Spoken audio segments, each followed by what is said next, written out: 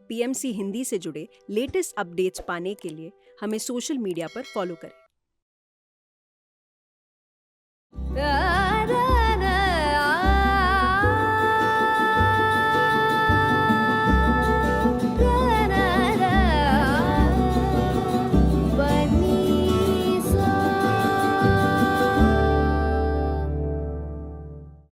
ॐ सहनाववतु सहनौ भुनक्तु सह वीर्यं करवावहै तेजस्विनावधीतमस्तु मा विद्विषावहै। ॐ शान्ति शान्ति शान्तिः। धन और संपदा एक ऐसा संसाधन जो हमें हमारा जीवन सुखमय व्यतीत करने में सहायक है। क्या धन हमें हमारे पद से भ्रमित करता है? वास्तव में धन अर्जित करना कोई बुरी बात नहीं है, पर धन को अपने जीवन का एकमात्र आधार मान लेना जरूर हमें पथ से भ्रमित करता है। तो क्या है हमारे धन की सीमा? क्या कुछ ऐसा है जो इस सांसारिक धन से भी सर्वोत्तम है? क्या है वो बहुमूल्य वस्तु जिसके बदले में अगर आप विश्व का सारा धन देना चाहें, आप तब भी उसे खरीद नहीं सकते? क्या है सर्वोत्तम धन की परिभाषा? ऐसे ही सर्वोत्तम धन की चर्चा होती है एक दाम्पत्य के बीच में, याज्ञवल्क्य और मैत्री।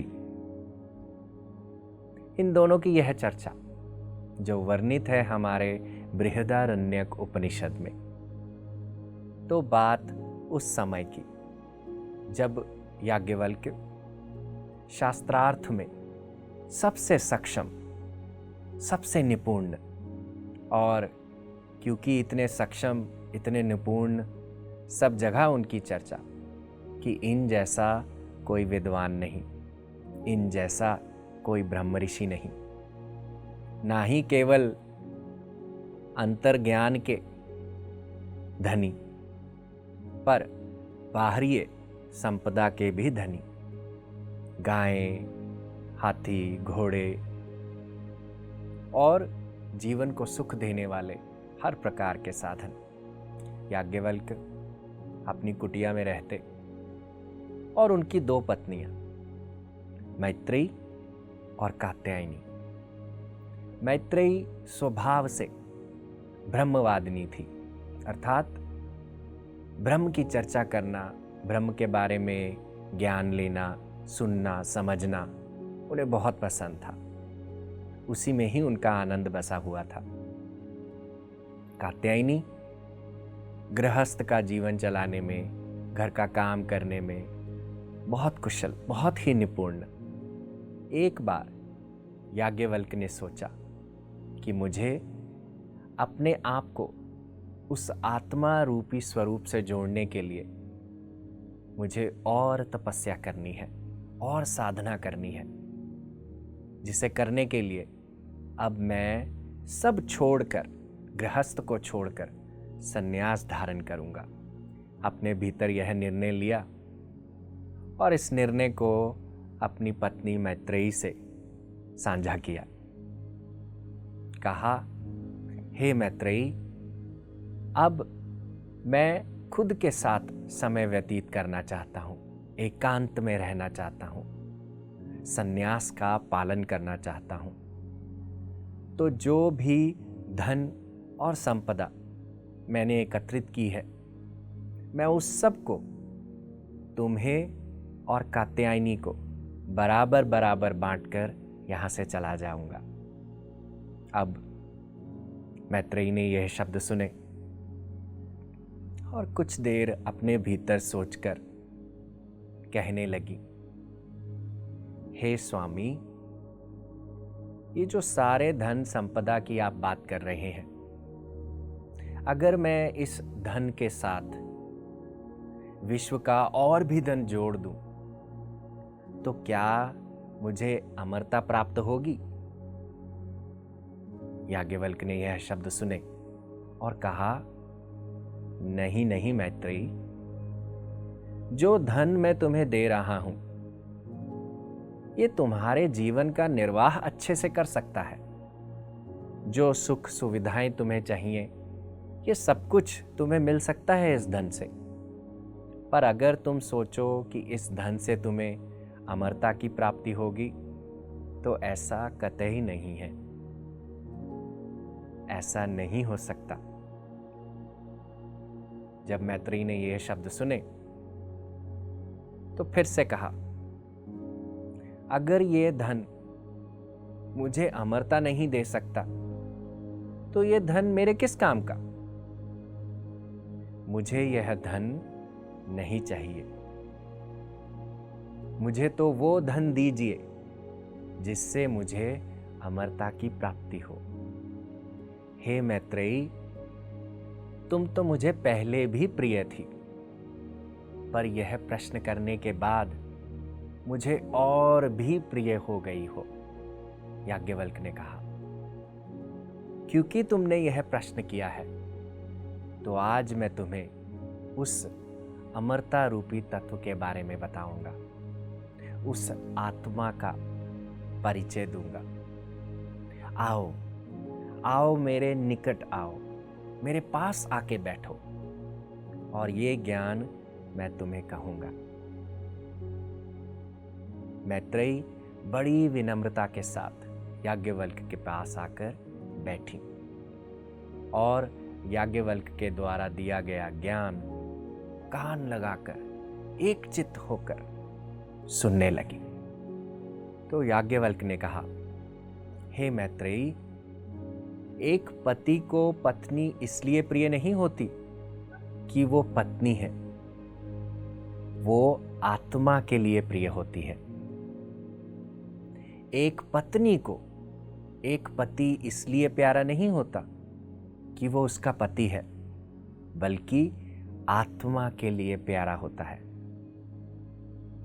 माता पिता को पुत्र या पुत्री इसलिए प्रिय नहीं होती कि वो उसका पुत्र या पुत्री है, बल्कि आत्मा के लिए प्रिय होती है।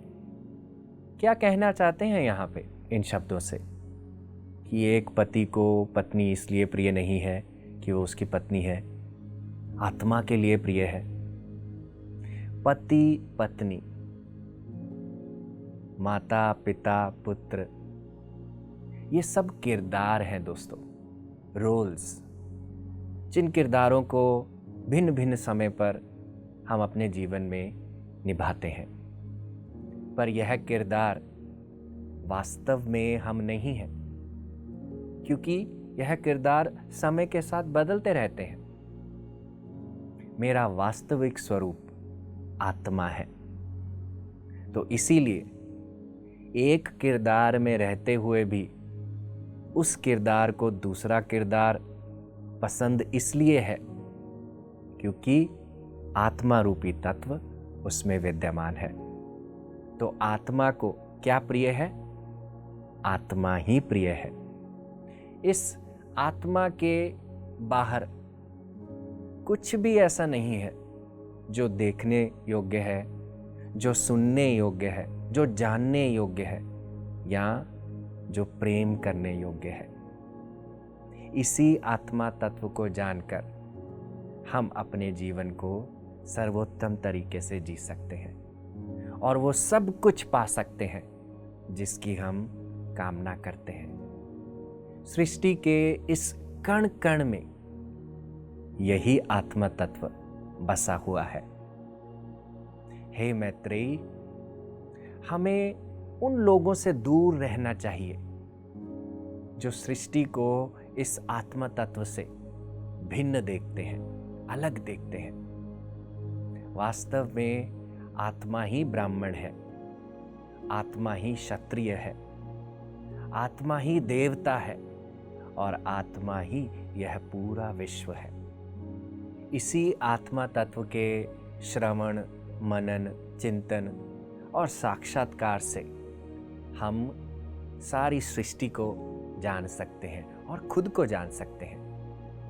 यही ज्ञान परम ज्ञान है। अब इस आत्मा तत्व के बारे में मैत्रेयी को और गहराई से समझाते हुए याज्ञवल्क्य उसे कुछ दृष्टांत देते हैं, कुछ एग्जाम्पल्स उसको देते हैं। कहते हैं, हे मैत्रेयी, जैसे एक व्यक्ति, अब उस व्यक्ति ने कभी भी ढोल को नहीं देखा, यानी कि वो उसके आकार को नहीं जानता, उसकी प्रकृति को नहीं जानता कि ढोल कैसे बजता है, क्या उसका रंग रूप आकार है। जब वो ढोल के रूप को नहीं जानता, उसकी प्रकृति को नहीं जानता, और यही ढोल अगर दूर कहीं बजता है तो वो जान नहीं पाएगा कि ये ढोल की आवाज है, बांसुरी की आवाज है, तबला की आवाज है, किसकी आवाज है। पर जैसे ही कोई व्यक्ति लाकर उस ढोल को उसे दिखा देता है, बजा देता है उसके सामने, वो उसकी ध्वनि को सुन लेता है, उसके नाद को सुन लेता है। फिर दूर कहीं जाकर अगर वो ढोल को बजाया जाए तो वो व्यक्ति झट से पहचान जाएगा कि ये ढोल का स्वर है।